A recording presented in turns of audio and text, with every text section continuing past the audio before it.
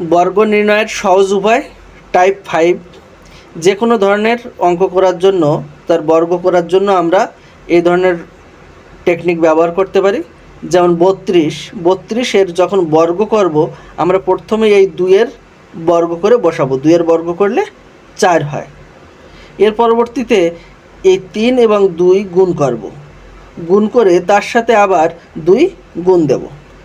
তো 3 আর 2 গুণ করলে 6 হয়, 6 দুখানি 12। সুতরাং 12 2 হাতে আমার 1 থাকে।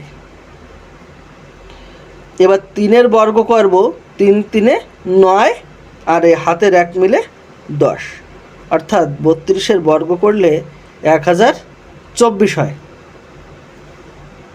একইভাবে আমরা যদি 63-র বর্গ করি, তাহলে প্রথমে 3-এর বর্গ করব, 3-এর বর্গ করলে 9 হয়।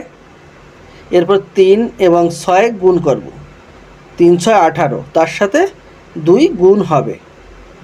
তো 2 গুণ হলে 18 দুখানে 36-এর 6, হাতে থাকে 3।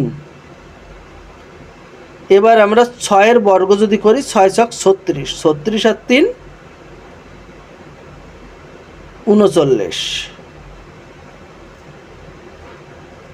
অর্থাৎ 3969। আমাদের 63-র বর্গ হবে 3969।